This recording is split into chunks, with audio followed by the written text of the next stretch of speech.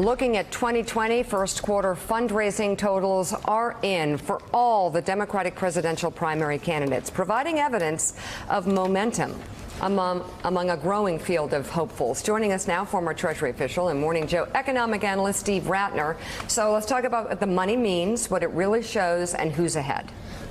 Three good questions. Polls are hard to make sense of at this stage, and money counts. And this is Americans who are... Well, isn't money kind of the gauge at this point? Exactly. Explain why. I think it tells you something, because these are people essentially voting with their pocketbooks. They're voting with their money. And as you'll see, many of them are individuals making small contributions.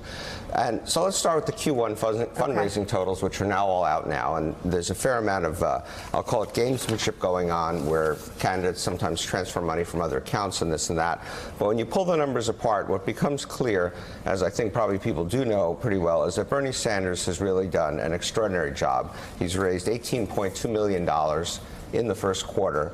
And we'll talk later about where that money came from. He obviously had the advantage of having been there before. He had lists, he had things like that, but nonetheless pretty extraordinary. And then you have Kamala Harris, who's a newcomer to the field, who raised $12 million, also a surprisingly good number, and I think a number with a lot of momentum in it for her.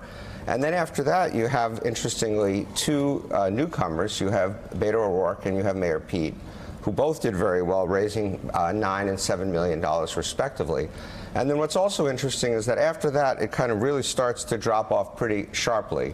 It's interesting that Elizabeth Warren, who many people thought would be up there, raised only $6 million. Now, she would say part of that is I wasn't taking large donor gifts from those big $2,800 checks, but nonetheless, she's pretty far down the list. And then a number of other people whose names have certainly been in the press lately and have been out there have actually been less successful: Amy Klobuchar, Cory Booker, and Kirsten Gillibrand. So that's the money primary for the first quarter, and it is a pretty wide disparity between rich and poor so far. Are there any money surges that we're looking at specifically that show momentum? I mean, we've heard Mayor Pete raised a lot right after his announcement.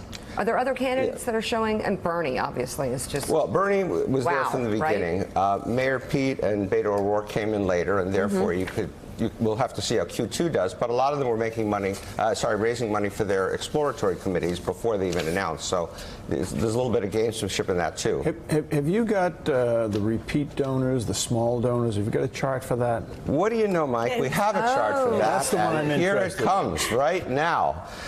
So let's take a look at the small donors, because this is also really important, is who's writing, who are those small donors who are motivated to get behind their candidate. And once again, Bernie leads the pack at 84%. Now, in fairness to all the rest, he had a list, he had a name, he had a history, he knew how to do this. Elizabeth Warren, even though she didn't raise that much total money because of what I said before about the large checks, she came in at 70%.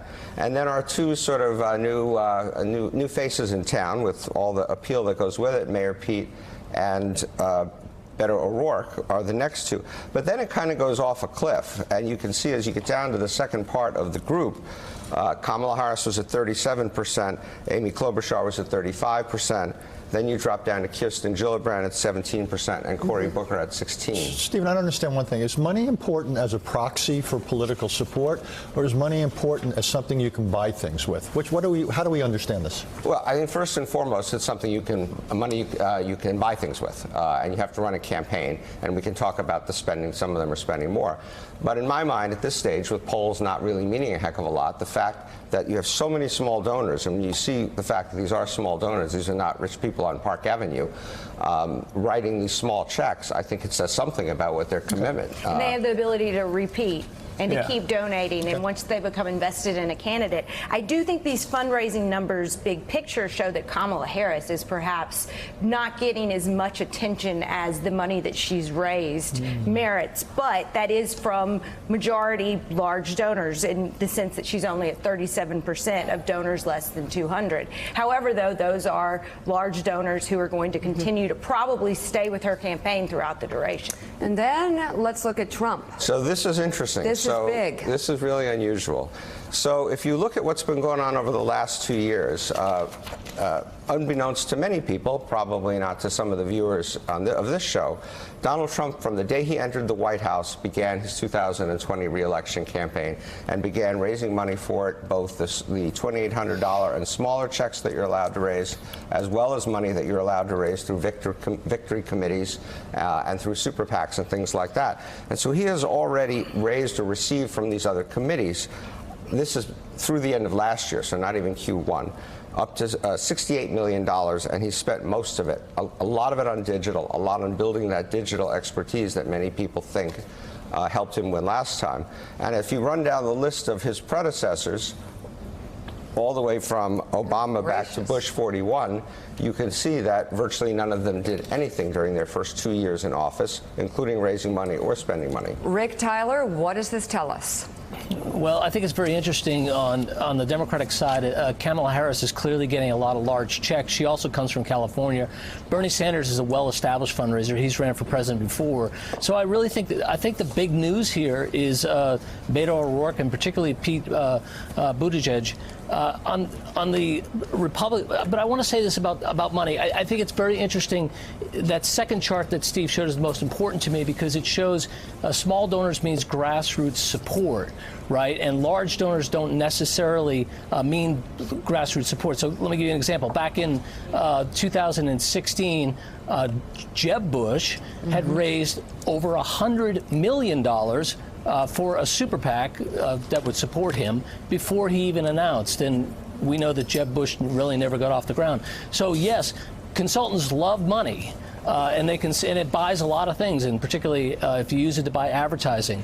It also buys digital, which is you see what the Trump campaign is doing. But digital, like any advertising, only works if you have a message. And it's really unclear to me right now what Donald Trump's rationale for his reelection is. What is his message? We understood what his message was: make America great, the wall, everything in the that worked. Populist economics, which now Bernie owns popular economics. Donald Trump proved that he doesn't when he passed the tax bill that they passed. So what is Donald Trump's message with all that money going to say for his rationale for reelection? I don't know yet. It's going to be about brown people. It's going to be about race. Socialism, it's going to be about fear. It's going to be about anger. And it's going to work to an extent.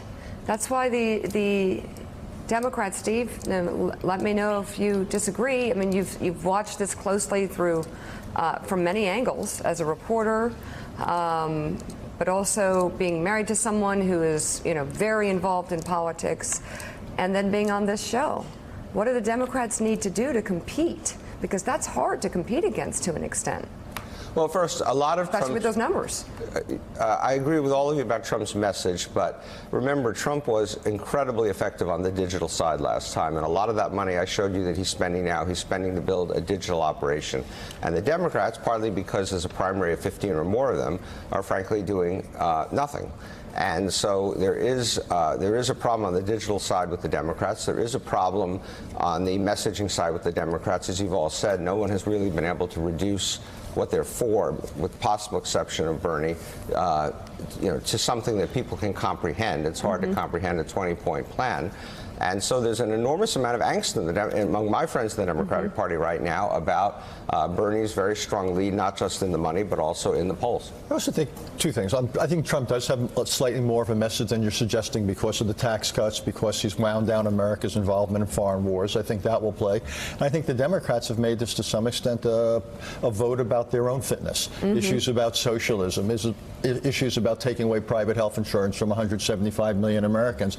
I think, if this is a vote about Trump's fitness, it's one thing. If it's a vote about Democratic fitness, it's something very different. So far, at least, the Democrats are not doing as well as they should. I'll tell you one thing. You can look at this chart, both charts. And you can sort of whittle the field right there, projecting forward, because Yep. in less than a year, there's going to be 2 primaries, almost back-to-back, Texas and California.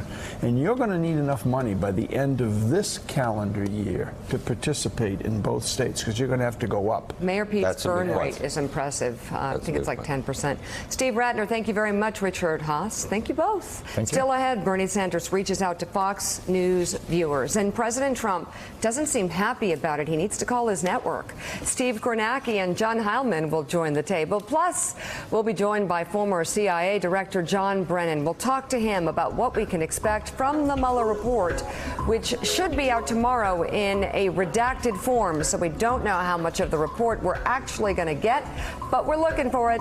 Morning Joe is back in a moment. Thanks for checking out MSNBC on YouTube, and make sure you subscribe to stay up to date on the day's biggest stories. And you can click on any of the videos around us to watch more from Morning Joe and MSNBC. Thanks so much for watching.